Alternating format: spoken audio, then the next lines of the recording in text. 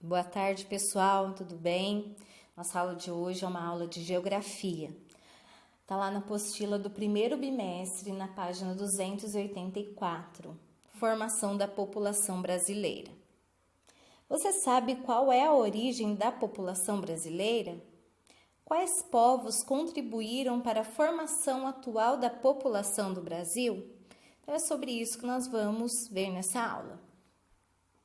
A mistura e a população. O território brasileiro foi se formando ao longo de muitos séculos por meio da expansão empreendida pelos colonizadores portugueses. Ao longo desse processo, formou-se também a população brasileira, fruto da expansão territorial e da miscigenação de diferentes povos que viviam ou passaram a viver nesse território. Então, pessoal, miscigenação é o processo de mistura entre povos de diferentes origens e etnias, tá? Então, o nosso país é um país de grande miscigenação. É um país onde nós não temos uma característica clara, ou seja, uma feição de brasileiro. Porque nós, os brasileiros, nós temos características diferentes. Uns mais brancos, outros mais negros, olhos mais esticados ou olhos mais abertos, olhos claros, escuros. Percebam a diversidade de faces que nós temos em nosso país. Isso tudo que nos deu uma característica, digamos assim, de miscigenação. Essa mistura de povos formou essa grande nação que chamamos de Brasil. Olha lá embaixo. A origem da população brasileira está relacionada a 3 grupos principais. Os povos originários, ou seja, os indígenas, o branco europeu, primeiramente os portugueses, ou seja, quando os portugueses vieram para o nosso território, já tinha os originários, povos daqui que eram os indígenas.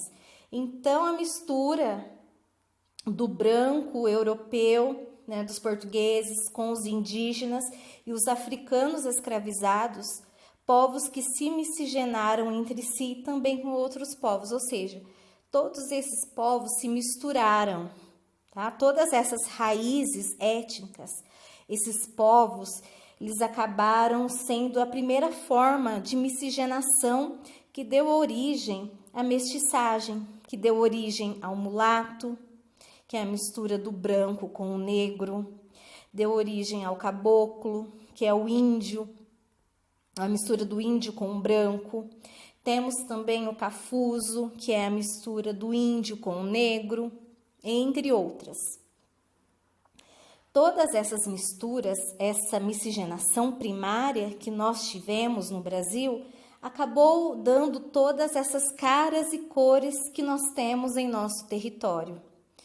Depois, posteriormente, o Brasil também recebeu muitos imigrantes europeus, como nós estudamos lá em História, Primeiramente veio os italianos, os alemães, os espanhóis, os ucranianos, os poloneses e também os asiáticos, principalmente os chineses e os japoneses, vindo também para o nosso território.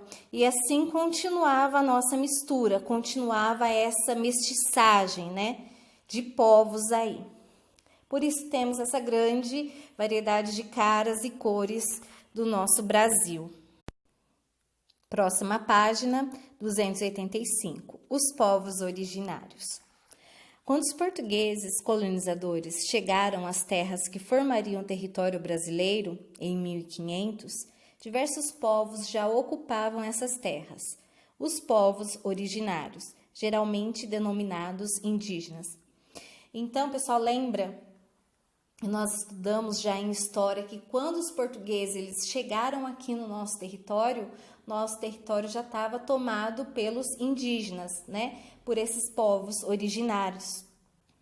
Esses povos eram formados por centenas de etnias diferentes e estavam espalhados pelo território, com organização, cultura, hábitos e modos de vida próprios.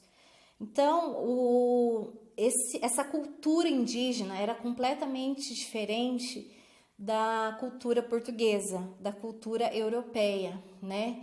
Esse pessoal, esses indígenas, eles quase não usavam roupas, eles gostavam de se pintar, de fazer cocar, né, com penas de aves, colocar na cabeça. A comida era diferente, né? Então, era, assim, culturas muito distintas uma da outra.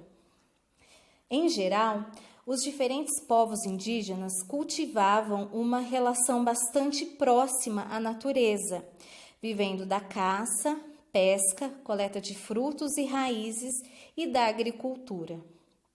O contato com os colonizadores envolveu inúmeros conflitos, escravização e até extermínio de muitos indivíduos das populações originárias. Então, nós podemos ver aí um quadro chamado Embate entre Indígenas e Colonos, Guerrilhas, de Johan Moritz, Rugendas, de 1835. Então, esse quadro ele realmente mostra como foi esses conflitos que tiveram os portugueses com os indígenas nessa época.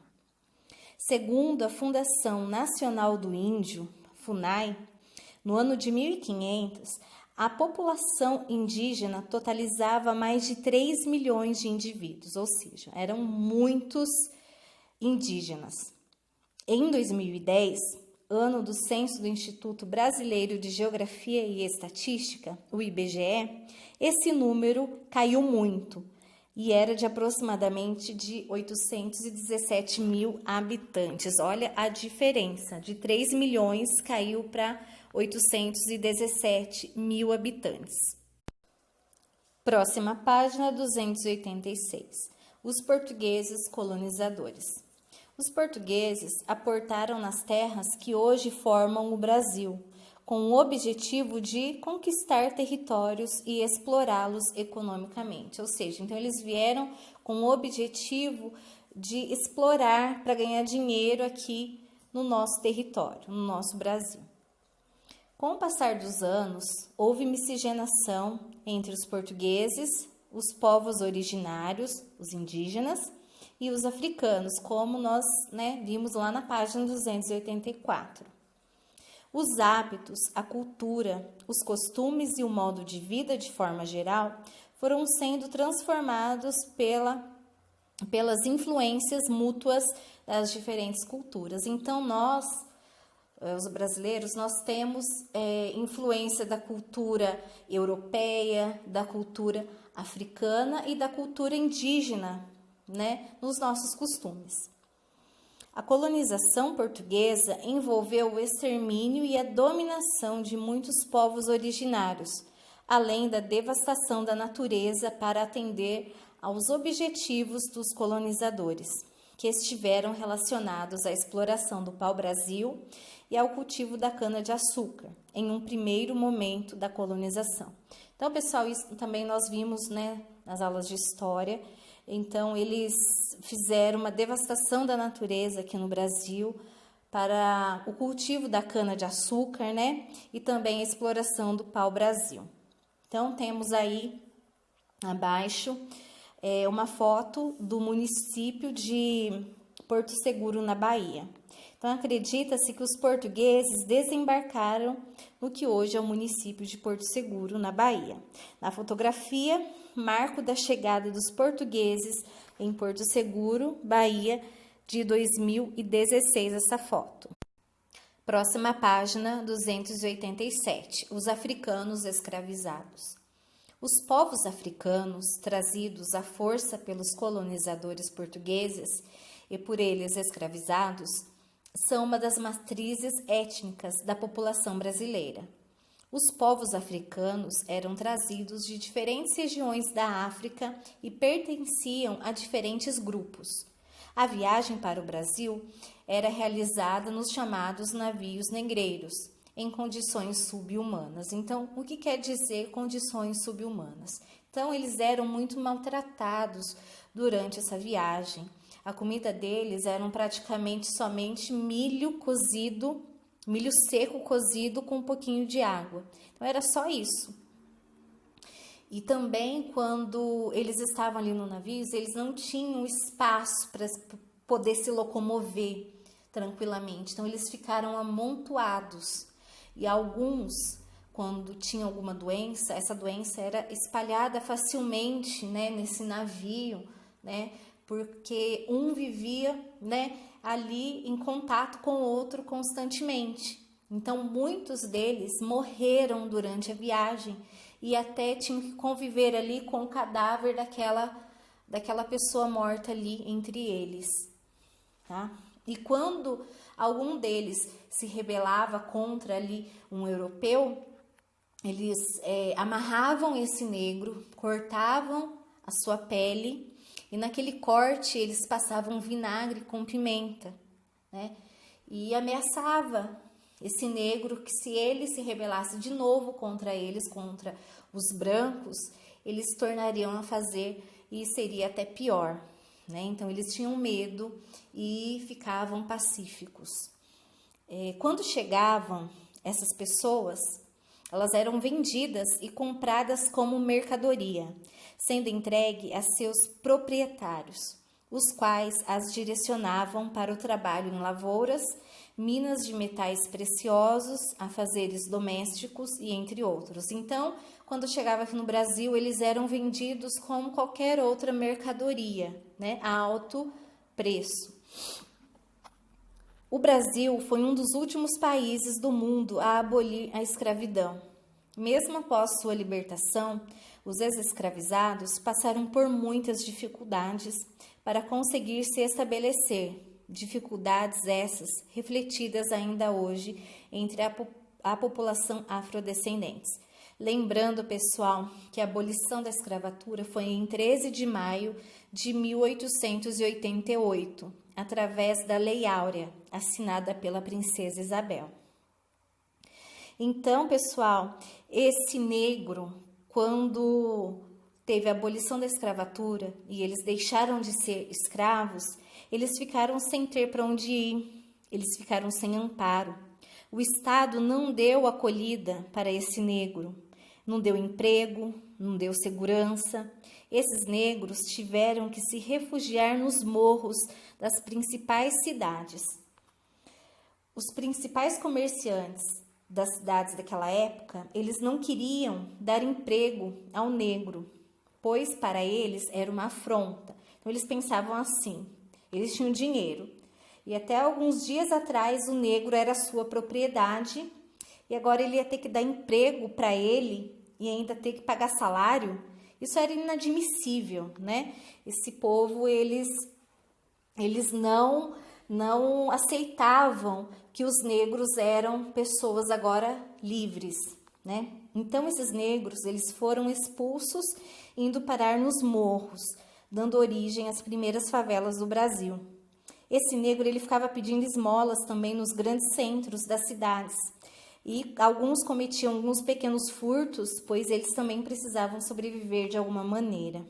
Vale lembrar que os donos das fazendas e comércios preferiam dar emprego aos imigrantes que vinham da Europa e da Ásia, como os italianos, os espanhóis, né, que a gente já estudou antes. Então, vemos aí uma foto com algumas pessoas e durante esse período escravocrata, muitos negros escravizados refugiavam-se em quilombos.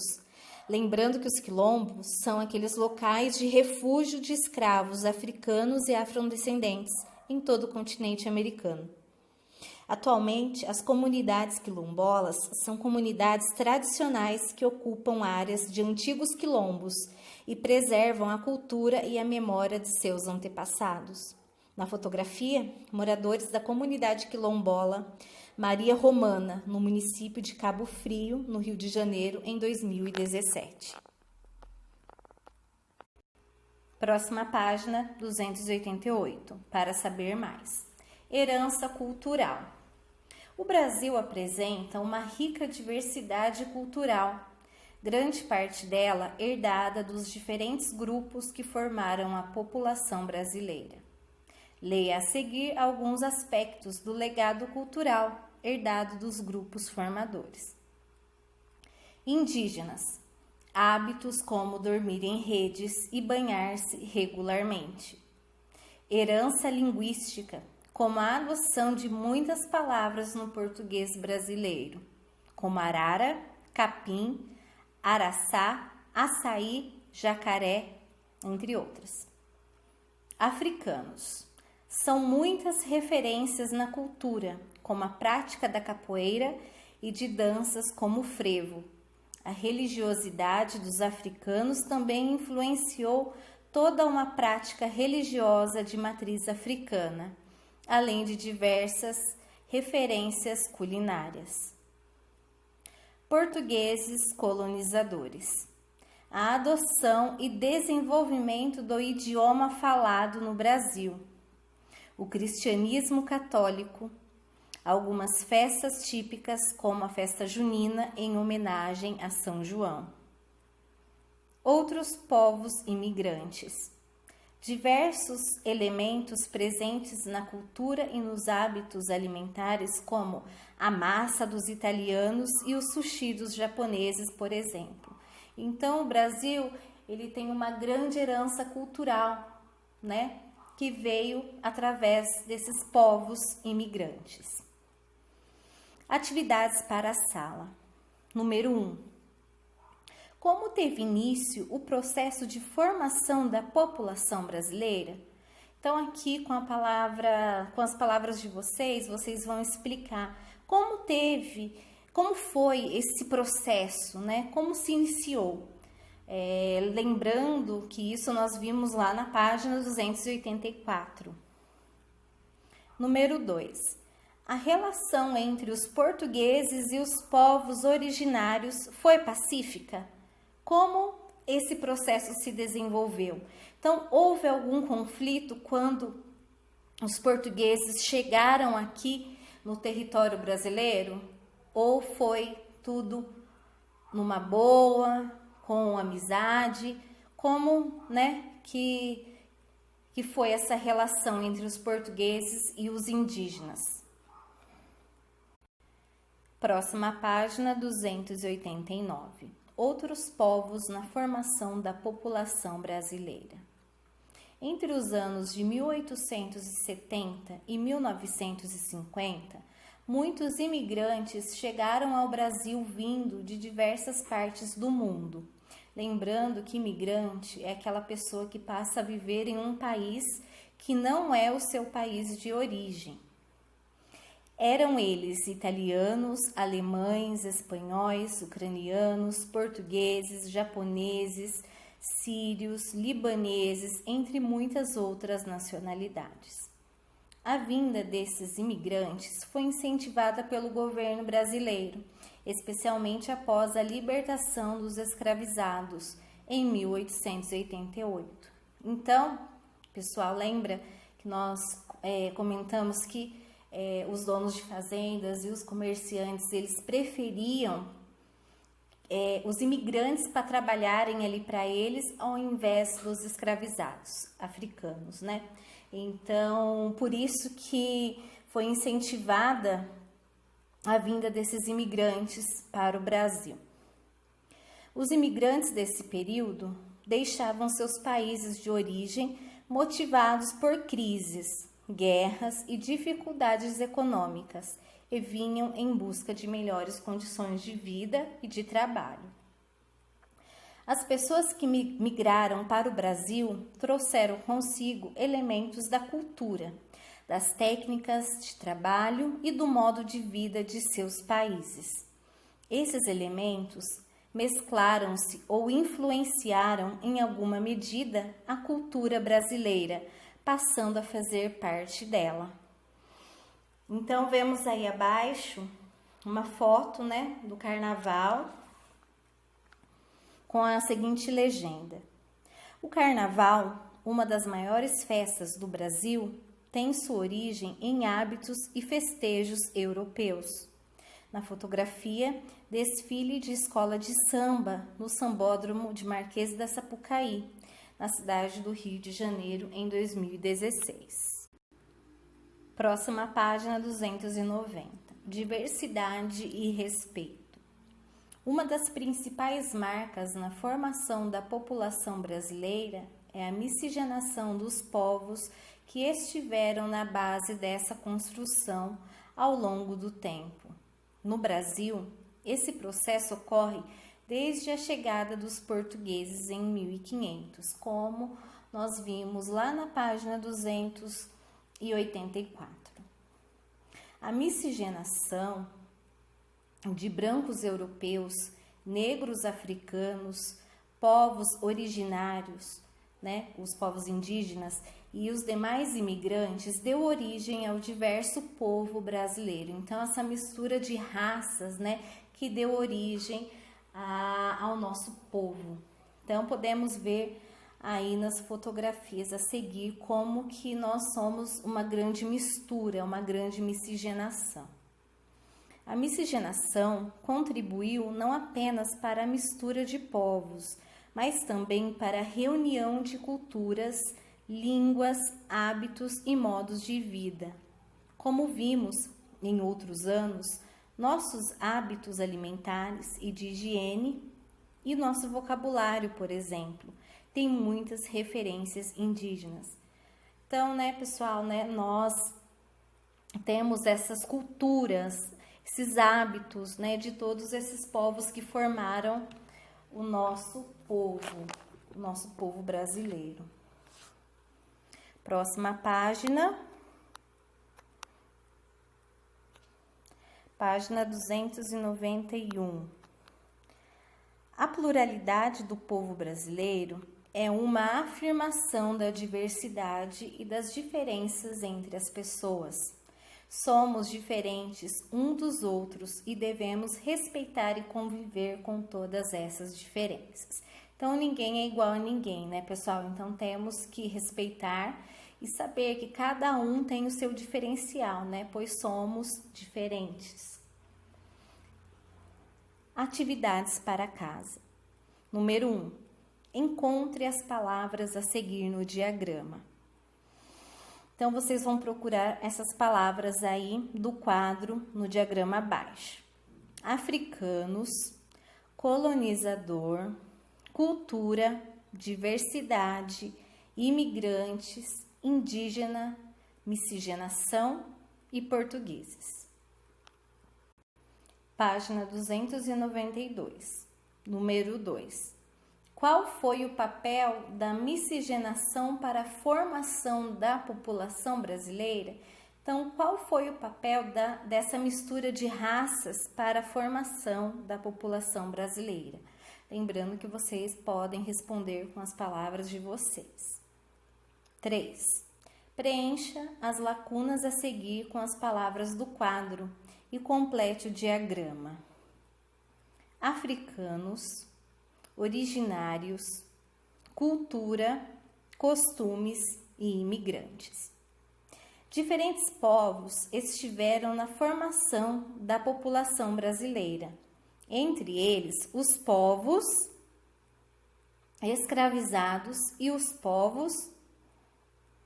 Cada um desses povos contribuiu também para a formação de uma brasileira, com hábitos, modos de vida e próprios. Ao longo do tempo, a entrada no território brasileiro também contribuiu para a formação populacional que conhecemos hoje. Então, vocês também vão preencher esse diagrama abaixo aí, com essas palavras do quadro.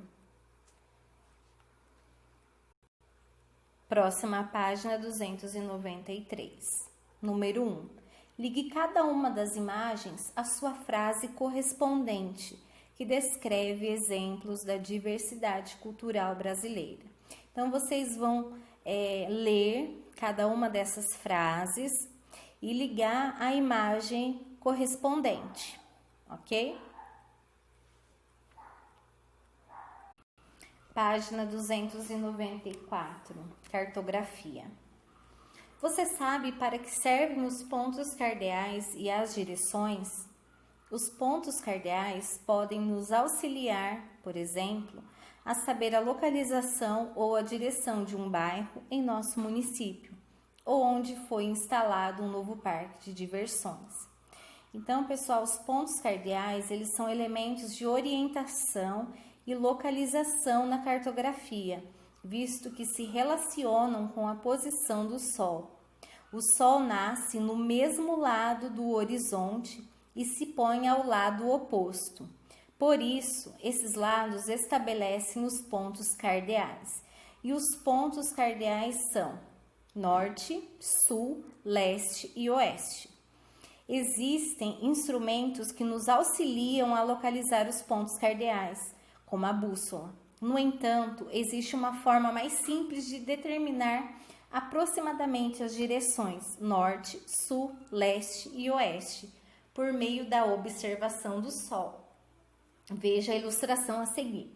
Então, nós podemos ver aí na ilustração que tem um lugar onde o Sol nasce, sempre naquele mesmo local, ok?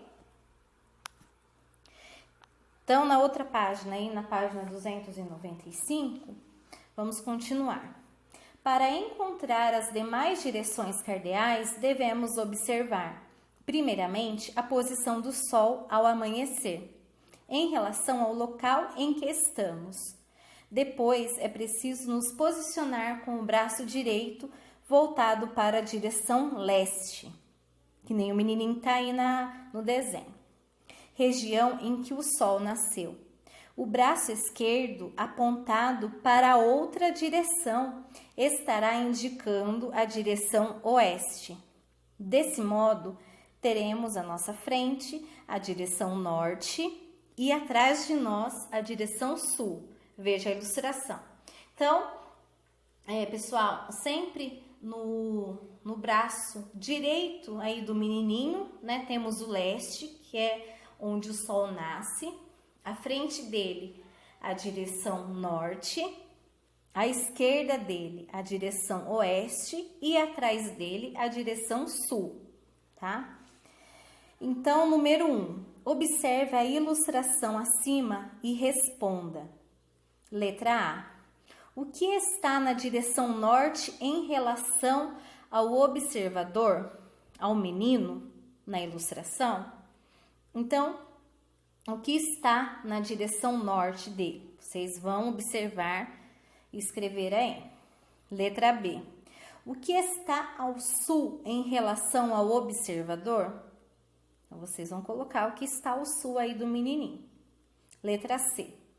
O Sol irá se pôr em que direção em relação ao observador? Então, vocês vão observar e colocar aí. Agora a página 296, atividades para a sala. Número 1. Observe a planta do bairro onde moram Júlia e Lia e assinale as alternativas corretas. Lembrando, pessoal, que essa ilustração tem os pontos cardeais, norte, sul, leste e oeste. E temos a legenda abaixo. Então, letra A. Para Lia ir de sua casa até a casa de Júlia, ela deve caminhar na direção sul ou leste. Vocês vão marcar aí um X. B. Para Júlia ir de sua casa até a floricultura, ela deve caminhar na direção norte ou oeste. Também marcar um X. Letra C. Para Júlia ir da padaria até a loja de tecidos, ela deve caminhar na direção sul ou oeste. Também marcar um X aí. Próxima página. Atividade para casa 297. Número 1. Assinale as alternativas com as respostas corretas. Letra A. A direção em que o Sol aparece no horizonte às manhãs. Então, vai marcar, né, onde o Sol nasce. É na direção leste, na oeste ou ao norte. B. Direção que fica atrás de nós, após termos localizado a posição do Sol ao amanhecer. Então, vocês vão lá no desenho do menininho e vão ver. É oeste, é sul ou é o norte? Marcar aí com um X. Letra C. Direção que fica à nossa frente após termos localizado a posição do Sol ao amanhecer. Direção norte, direção oeste ou direção sul? Marcar aí. Letra D. Direção em que o Sol se põe ao entardecer. É na direção norte? Ele se põe na direção oeste ou se põe na direção sul? Então, vocês vão marcar aí com um X. Ok, pessoal? Então, essa foi a nossa aula de geografia de hoje. Qualquer dúvida, eu estou à disposição. Beijo!